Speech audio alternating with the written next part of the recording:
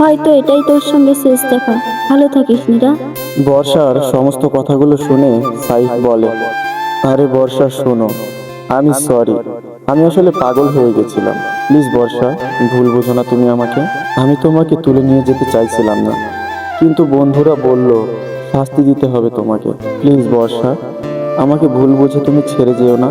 তারপর বর্ষা বলে ওঠে, আমার কলিজার সমস্ত বিটিএস আর্মিরা, আশা করি সবাই ভালো আছো। আলহামদুলিল্লাহ, আমিও ভালো আছি। লিগ্যাল গল্পের সিজন 1 এর পার্ট 3-তে সবাইকে স্বাগতম। তোমরা আগের পার্টে আমাকে অনেক অনেক বেশি ভালোবাসা দিয়েছো, এই কারণে তোমাদের জন্য পার্ট 3 নিয়ে আসলাম। আশা করি সবাই সম্পূর্ণ গল্পটা শুনবা, পুরো গল্পটা শুনবা, একটুকু স্কিপ করবা না। যারা যারা গল্প লাভার, বিটিএস লাভার আছো, সবাই গল্পটা শুনবা।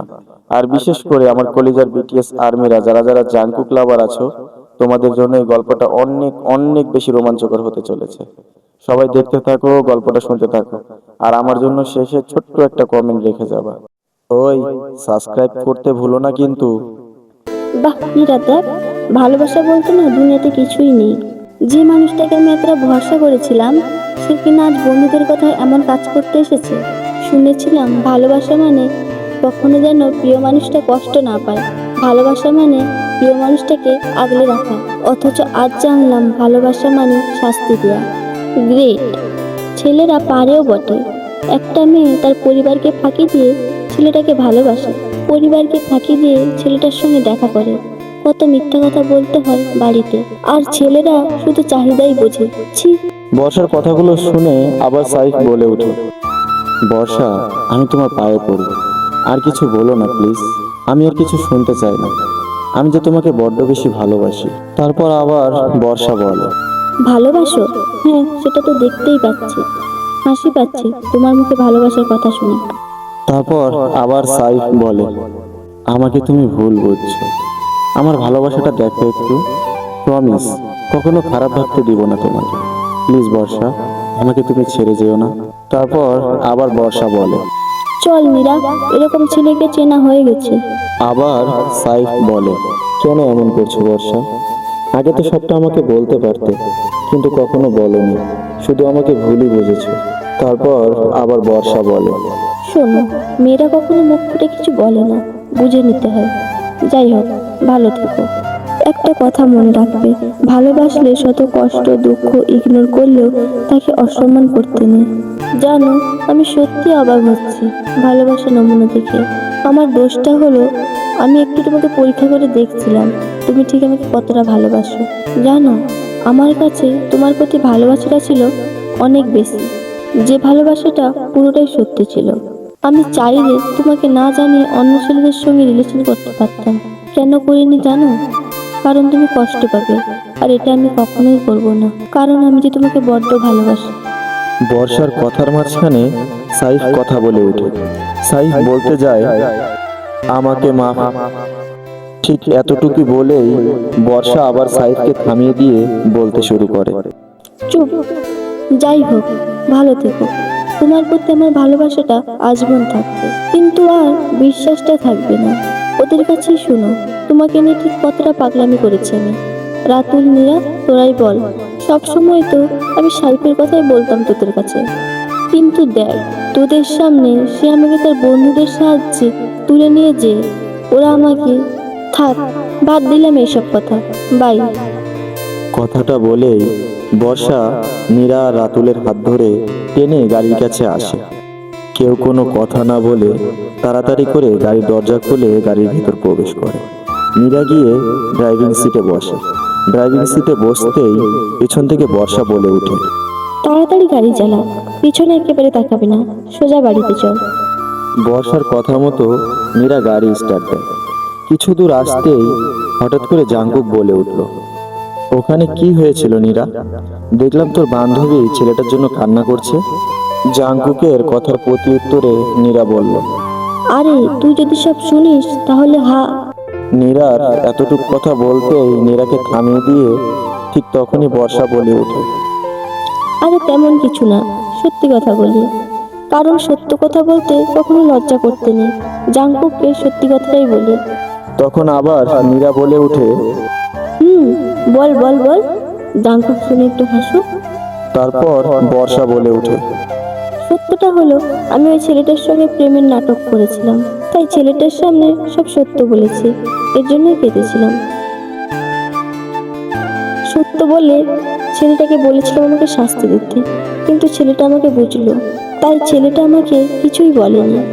আমিও সত্য বলে আজ নিজেকে অনেকটা হালকা লাগছে।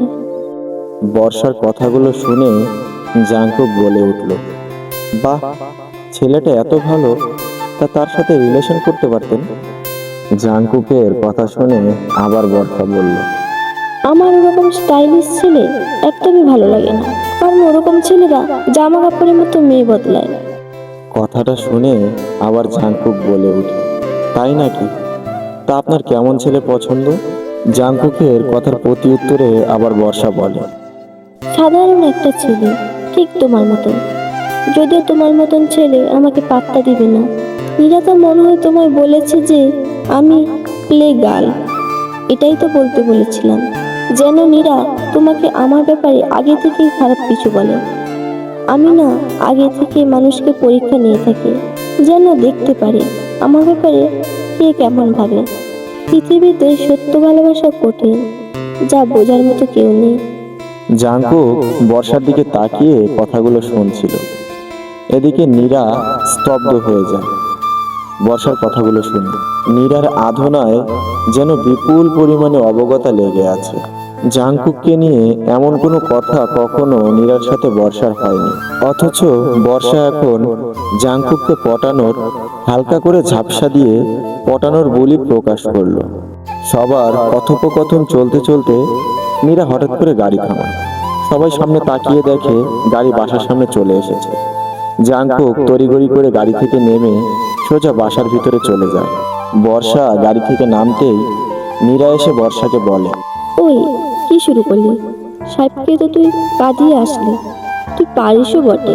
একদিন সত্যি সত্যি তুই কারো ভালোবাসা এমনভাবে আটকাবি, তখন দেখবি সে তোকে পাত্তা দিচ্ছে না, কিন্তু ঠিক তুই তার ভালোবাসা পাওয়ার জন্য মরিয়া হয়ে যাবি। তাকে একটু চাওয়ার জন্য, তার সঙ্গে একটু কথা বলার জন্য তোর কলিজাটা যেন ছিঁড়ে যাবে, শুধু তার জন্য তুই কাঁদবি। নীরার কথাগুলো শুনে বর্ষাটা তাচ্ছিল্যের হাসি দেয়। তাচ্ছিল্যের হাসি দিয়ে বর্ষা বলতে শুরু করে, হা হা হা। এই বর্ষা কখনো কোনো ছেলের জন্য কাঁদবে? হা হা। শোন, ছেলেরা মেয়েদের প্রেমে পড়ে দুটো কারণে, মেয়েদের বডি ফিগার দেখে আর এক বাহিরের সৌন্দর্য দেখে, কিন্তু ভেতরে থাকা মানুষটাকে কেউ বুঝতেই চায় না। সব ছেলেরাই একরকম। ছেলে মাই ফুট, আর আমি কাঁদবো কিনা ভালোবাসার জন্য? সত্যি হাসালে। বর্ষার এই কথাগুলো শুনে তাদের পাশে দাঁড়িয়ে থাকা এক কাজিন রাতুল বলে ওঠে, বর্ষা আপু, নীরা আপু ঠিকই বলেছে, একদিন দেখবা তুমি ঠিকই ভালোবাসার জন্য কাঁদবা। রাতুলের কথা শুনে বর্ষা বলে ওঠে, চুপ কর সবাই। এই বর্ষা কখনো কোনো ছেলের জন্য কাঁদে না, বরং ছেলেদেরকে কাঁদায়। বাদ দে, তোরা দেখলি তো সাহেবকে কিভাবে ড্যাম করলাম। ইটস লাভ মাইন্ড গেম, তোরা শুধু দেখবি আর সাই দিবি। বর্ষার কথাগুলো শুনে আবারও নীরা বলে, তুই পারিসও বটে, তবে আমার কাজিনকে ছাড় ভাই। তারপর আবার বর্ষা বলে ওঠে, তোর এই খ্যাতমার্কা কাজিনকে কেউ ধরে রাখে না, একটু ভাব বেশি, তবে আমিও দেখবো ঠিক কতটা ভাব নিতে পারে। তোর এই কাজিন জাঙ্কুক বেশি ভাব নিলে এমন কাঁদাবো ও ঠিক বুঝতে পারবে না যে কি হয়েছে। তুই একদমই তোর কাজিনকে আমার ব্যাপারে কিছু বলবি না, না হলে কিন্তু আমি আর আসবো না। তারপর আবার নীরা বলে, বুঝেছি, আচ্ছা যা পটা, দেখি কেমন পারিস। তারপর আবার বর্ষা বলে, চল, ক্ষুধা লেগেছে।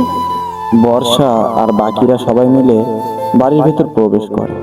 বর্ষা নীরাদের বাড়িতে বেশি যাতায়াত, বাসার সবার সাথে খুব খাতির বর্ষার। আর বর্ষা দেখতেও এমনিতে অনেক সুন্দরী, কিন্তু বেশ চটপটেও, সবার সাথে মিশে যায় খুব সহজে।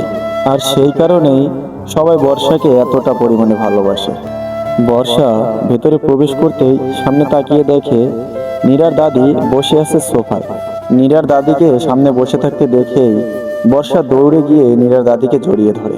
আর নীরার দাদি তখন বর্ষাকে ধরে বলে উঠল, কিরে ছিমড়ি, তাদের কথাই তো ভুলেই গেছিস। আসিস, দেখা করিস না আমার সাথে? তোর আপু তো রোজ আসে, কিন্তু তুইও তো আসতে পারিস। দাদির কথাগুলো শুনে বর্ষা বলে, দাদি, এখন থেকে রোজ আসবো। এভাবে সবাই একসাথে বসে কথা বলছে। এদিকে জাংকুক দূরে একটা সোফায় বসে বর্ষাকে দেখতে থাকে, আর এদিকে বর্ষা জাংকুককে পাত্তাই দিচ্ছে না। ঠিক তখনই জাংকুকের পাশে নীরা এসে বসলো। নীরা কিছু বলতে চেয়েও বলল না।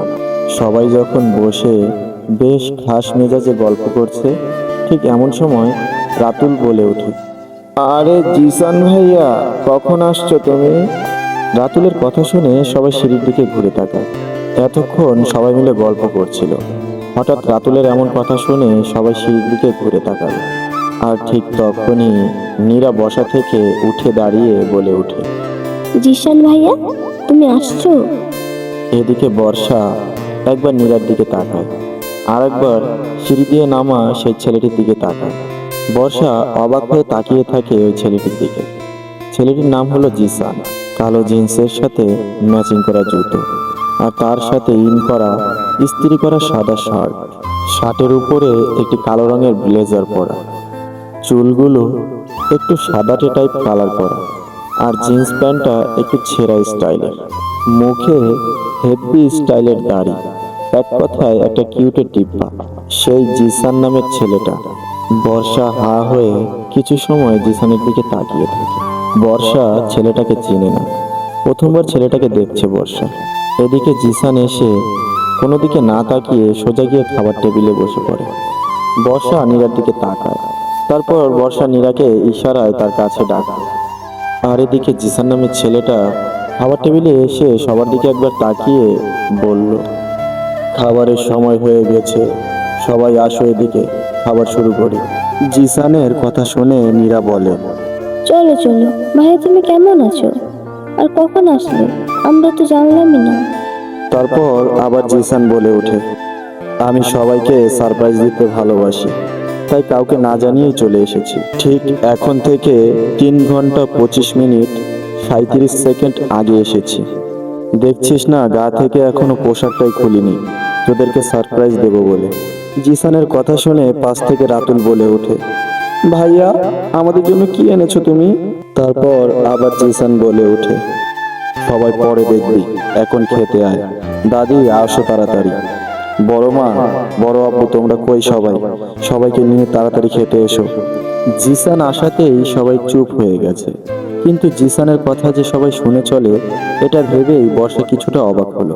কারণ জিসান ডাকাতেই সবাই আসা শুরু করেছে। নীরার আব্বু আসতেই বর্ষাকে দেখে বলে উঠল, আরে বর্ষা যে, কখন আসলি মা? তারপর বর্ষা বলল, এই তো বড় আপু, এই মাত্র এলাম। তোমরা সবাই কেমন আছো? তারপর নীরার আব্বু উত্তর দিল, এই তো মা, সবাই ভালো আছে, আয় খেতে বস। জিসান ডাকছে তো, ছেলেটা কত দূর থেকে এসেছে। কথাটা বলতে বলতে নীরার আব্বুর চোখ যায় জাংকুকের দিকে। জাংকুক সোফায় বসেছিল, সোফায় বসে সবার কথাবার্তা শুনছে। তখন নীরার আব্বু জাংকুককে দেখে বলল, কি রে জ্যাক, আয় তুইও খেতে আয়। বড় আব্বুর কথা শুনে জাংকুক উত্তর দিল, তোমরা খাও, আমি পরে খেয়ে নিব। জাংকুক কথাটা বলেই সেই সোফা থেকে সরে গিয়ে দূরে একটা সোফায় গিয়ে বসলো। জাংকুক একবারও জিসানের দিকে তাকালো না। এদিকে জিসান জাংকুকের দিকে একবার তাকিয়ে জাংকুককে পাত্তা না দিয়ে খেতে বসে পড়ল। এদিকে বড় মা মানে নীরার আম্মু জাংকুকের সামনে গিয়ে দাঁড়ায়, দাঁড়িয়ে পাশে বসে পড়ে। তারপর জাংকুককে বলে, কি হয়েছে বাপ, খাবি না কেন? তারপর জাংকুক বলে, জিসানের কথা মতো যে চলতে হবে এটা তো কোথাও রুলস নেই। জাংকুকের কথা শুনে বড় আম্মু বলে ওঠে, আরে তোরা এমন কেন করছিস? দুজনের রক্তের সম্পর্কে থেকেও এত অমিল কেন? দেখে মনে হয় তোরা দুজনে সত্যি। বড় আম্মু মানে নীরার আম্মুর কথা শুনে জাংকুক বলল, বড় আম্মু, আমার সামনে ওর কথা বলবো না, আমার এটা শুনতে ভালো লাগে না, তুমি যাও, আমি পরে খেয়ে নিব। জাংকুকের কথা শুনে আবার বড় আম্মু বলল, তুই না খেলে আমিও খাবো না, এখন দেখ কি করবি। তারপর আবার জাংকুক বলল, থাক, আর ইমোশনাল ব্ল্যাকমেলের কিছু নেই, তুমি বসো, আমি আসছি। এ সমস্ত কিছু দেখে খাবার টেবিল থেকে জিসান বলল, আরে বড় মা, কি করছো? কে খেলো না খেলো এটা তোমার দেখতে হবে না। আরে বড় মা আসো তো, কারো খাওয়ার জন্য বারবার বলাটা আমার পছন্দ না। আর যে বেয়াদব হয় তার থেকে দূরে থাকাই ভালো। জিসানের কথা শুনে নীরার আব্বু মানে বড় আব্বু বলল, জিসান এসব কি? তোমাকে না বারণ করেছি জ্যাককে উদ্দেশ্য করে কিছু বলবে না? বড় আব্বুর কথার উত্তরে জিসান বলল, সরি বড় আব্বু। এদিকে বর্ষা শুধু হাবার মতো তাকিয়ে দেখছে। জিসান আবিরের কি হয় তা বর্ষা জানে না, তবে জিসানের সাথে যে আবিরের একটা মনোমালিন্য আছে এটা বর্ষা ঠিকই বুঝতে পেরেছে। বর্ষা মনে মনে মালিন্যের কথা ভেবেই একটা হাসি দিল, কারণ বর্ষার মনে প্লে গার্লের মাস্টার মাইন্ডের নতুন গেমের প্ল্যান করা নাড়া দিচ্ছে। এদিকে জাঙ্কুক এসে বড় আম্মুর পাশে চেয়ারে বসে পড়ে। বর্ষাও এসে নীরার পাশে বসলো। সবাই যখন খাওয়া শুরু করেছে তখন বর্ষা আস্তে গলায় নীরাকে প্রশ্ন করলো। ওই নীরা, ওই স্টাইলিশ চান্দুটা কে রে? তারপর আবার নীরা বলল। এই, তুই চান্দু বলিস কাকে? তুই চিনিস ওকে? তারপর আবার বর্ষা বলল। আরে মালটাকে চিনি না বলেই তো তোকে জিজ্ঞেস করলাম। আজব, বল ওটাকে। তারপর আবার নীরা বলল। জিশান ভাইয়া। তারপর আবার বর্ষা বলল। সেটা তো বুঝলাম, ওর নাম জিশান, কিন্তু তোর ভাইয়া মানে কিসের ভাইয়া? তারপর আবার নীরা বলল। আরে জিশান আর জাংকুক আমার মেজো আব্বুর ছেলে।